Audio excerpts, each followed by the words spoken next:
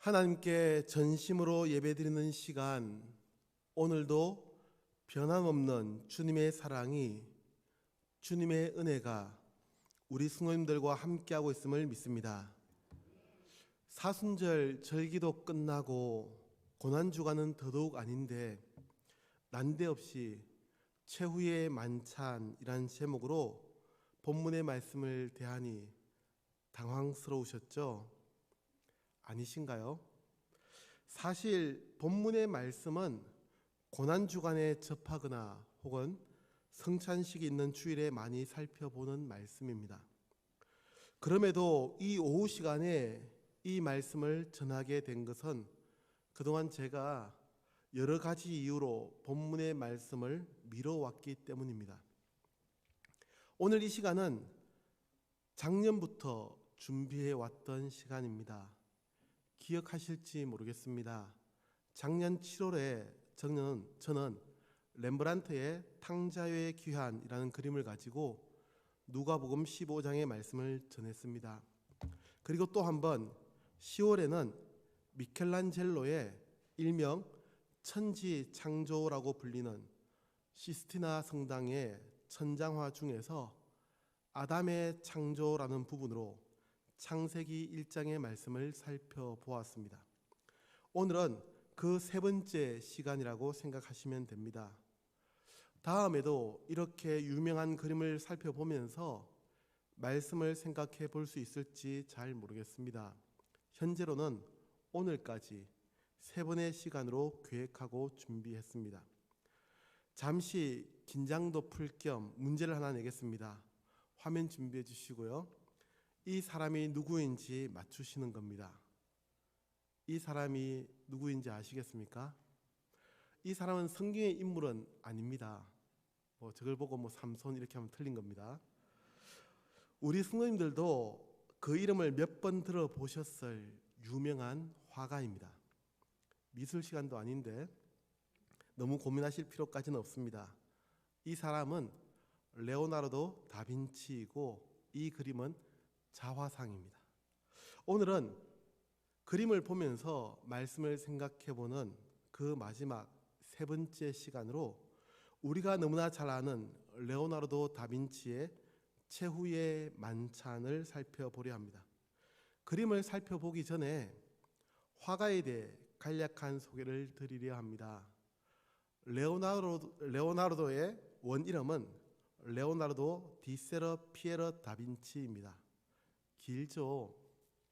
그런데 또 하나 재밌는 것은 이 이름, 그의 이름은 그냥 레오나르도가 전부라는 겁니다. 그는 서자로 태어났기에 성도 없고요. 이름의 뜻을 구태여 해석해 보자면 빈치 마을의 세르피에로의 아들 레오나르도입니다. 그래서 이 시간에는 그의 이름을 부르는 것이 좋겠지만 제 발음이 좀 전에도 실수했듯이 레오나르도가 잘 안 됩니다. 그래서 다빈치라고 부르는 것이 훨씬 편리할 듯합니다. 다빈치는 15세기에서 16세기의 르네상스를 대표하는 이탈리아의 예술가입니다. 그러면 이전에 소개해드린 화가들은 언제적 사람들이고 그 국적이 궁금하시죠? 별로 안 궁금하실 수도 있지만 그래도 제가 한번 조사를 해봤습니다.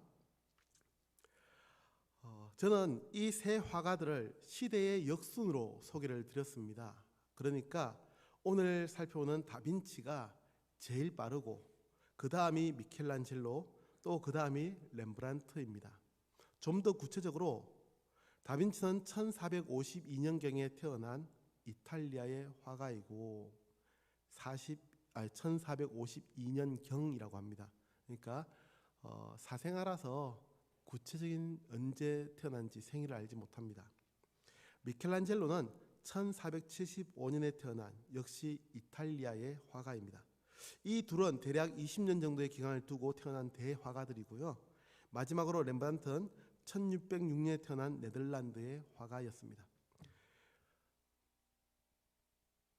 다빈치 하면 가장 먼저 생각나는 그림이 바로 이 작품 모나리자입니다.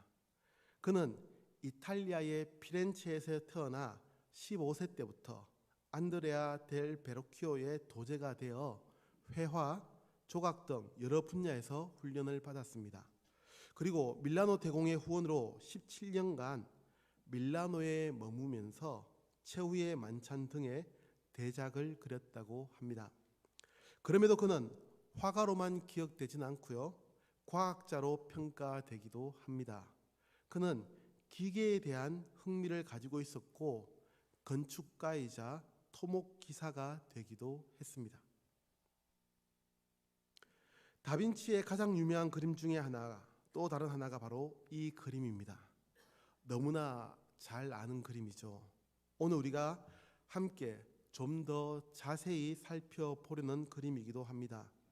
최후의 만찬입니다.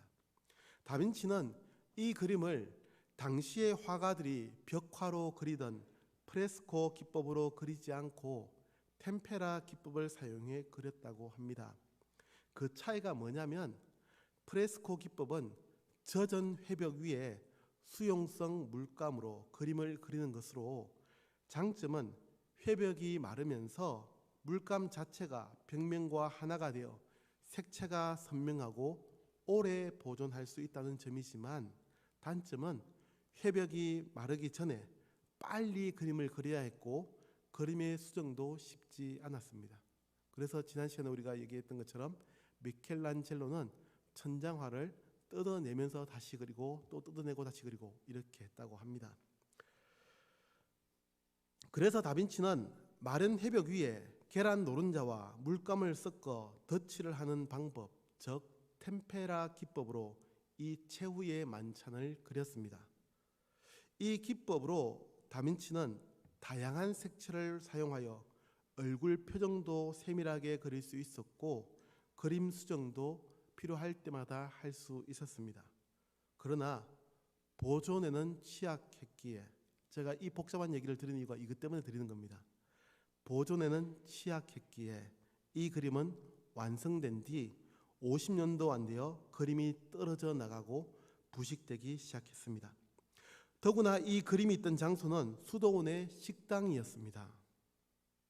그러니 주방의 습기가 회벽을 타고 그림 밑으로 스며들면서 색감이 바랬고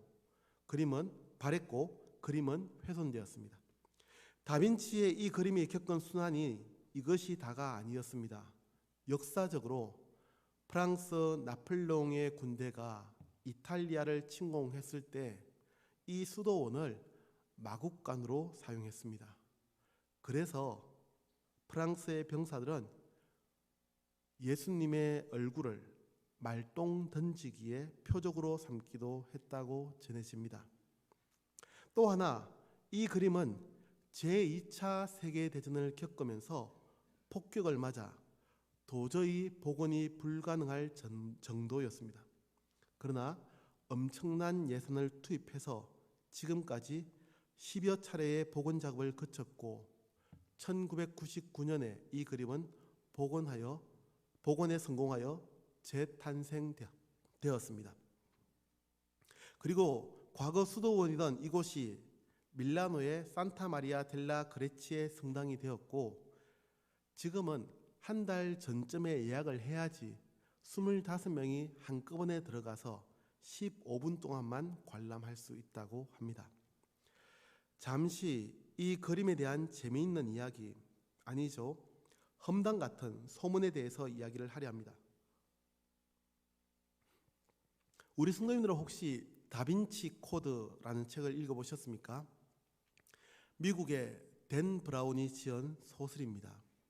이 소설이 더 유명세를 탄 것은 2006년 영화로 제작되었기 때문이고 이 영화 개봉을 앞두고 보수 기독교 단체에서 상영 금지 가처분 신청을 하였기 때문입니다.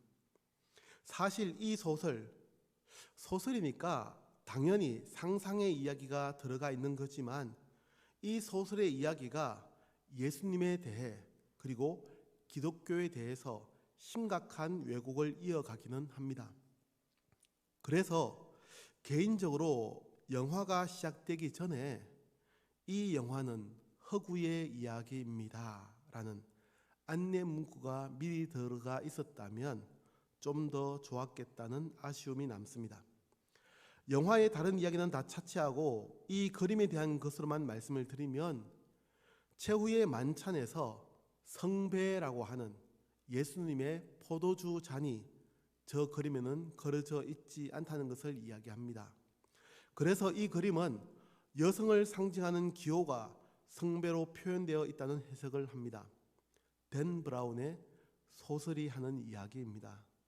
그 몇 가지 예로 예수님의 오른쪽에 앉아있는 이 사람은 요한이 아니라 마리아라고 해석합니다.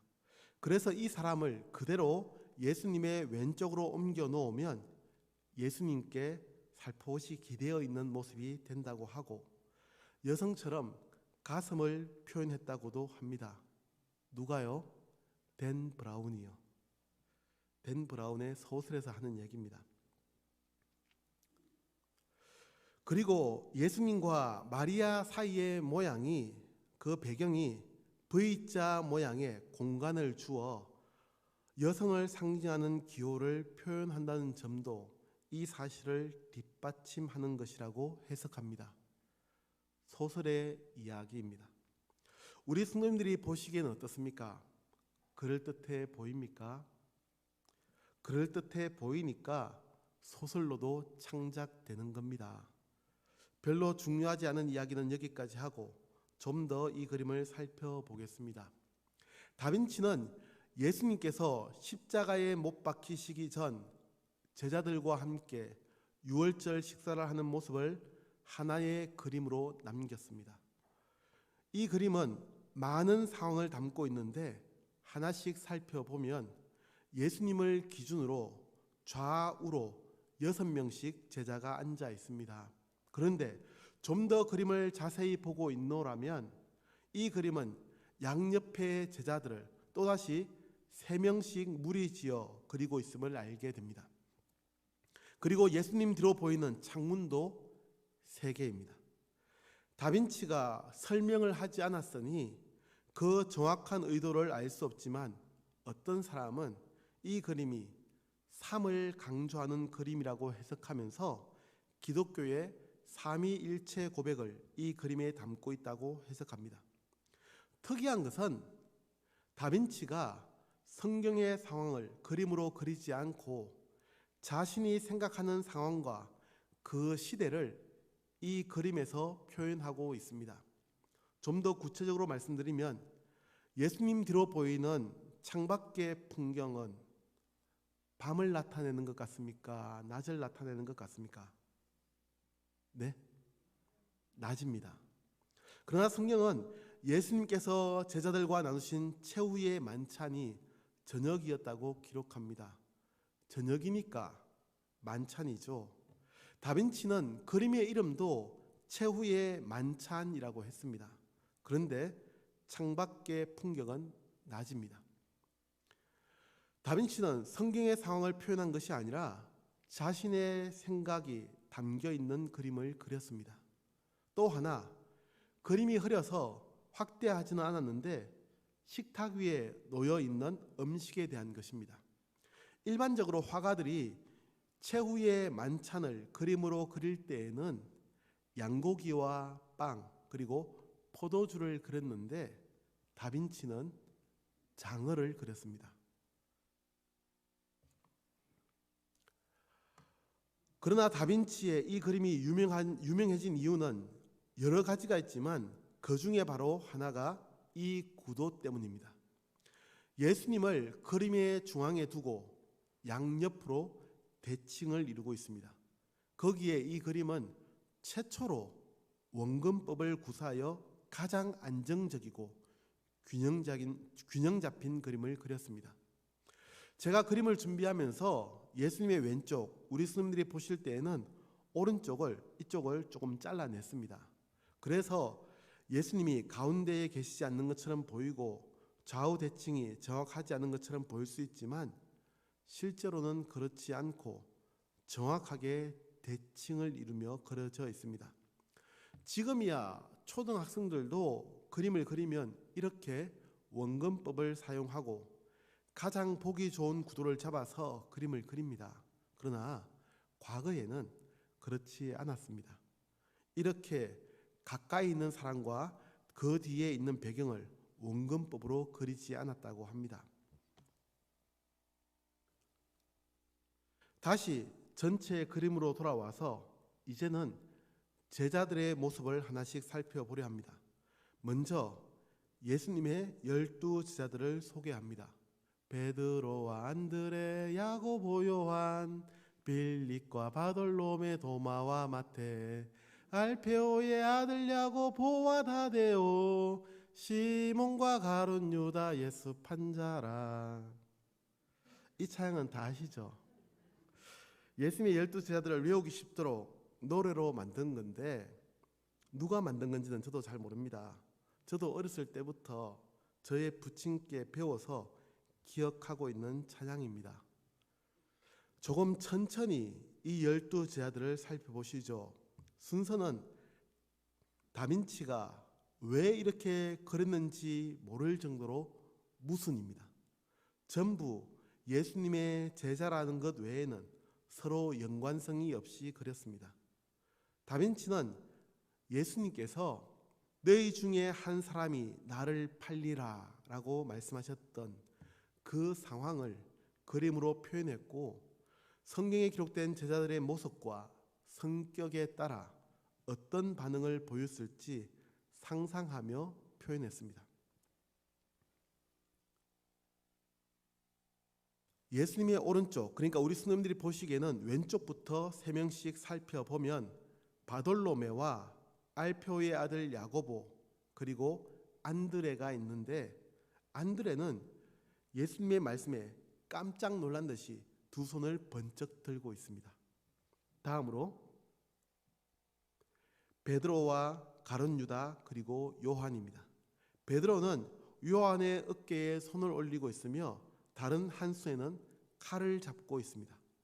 그림이 흐려서 조금 더 밝게 준비했는데 손에 칼을 들고 있는 모습이 보이십니까? 베드로는 예수님을 팔려는 사람을 가만두지 않겠다는 적극적인 모습으로 표현했습니다.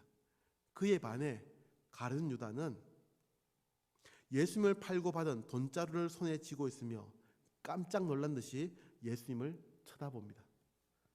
요한은 이 제자들 중에 가장 젊기에 그림에서 젊다는 것을 알아볼 수 있도록 표현했습니다.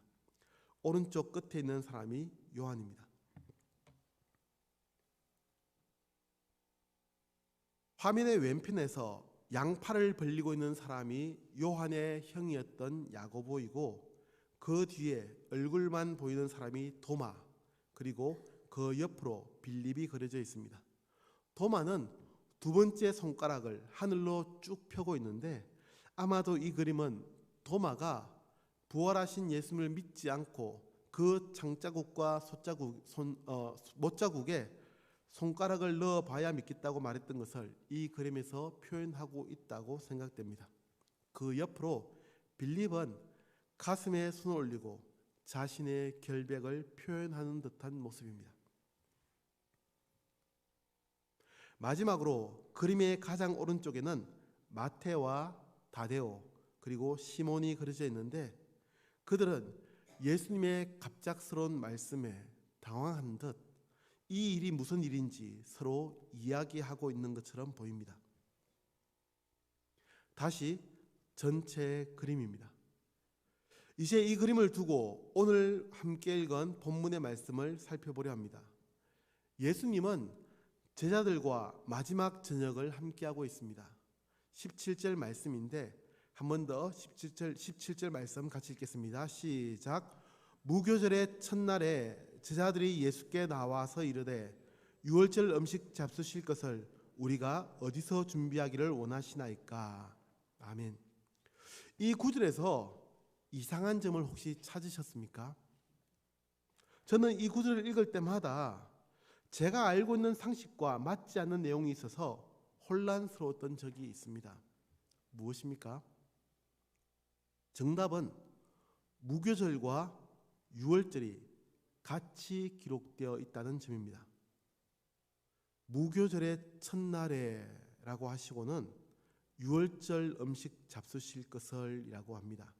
이어지는 말씀에서 유월절 반복해서 얘기합니다. 무교절은 무교절이고 유월절은 유월절입니다. 다른 절기입니다. 물론 유월절 다음 날부터 요일로 치자면 이 당시 유월절은 수요일이고 무교절은 목요일부터 시작되어 7일간 지켜야 했습니다. 그러니 이 17절의 말씀처럼 무교절 첫날에 유월절 음식을 먹는 것은 맞지가 않습니다.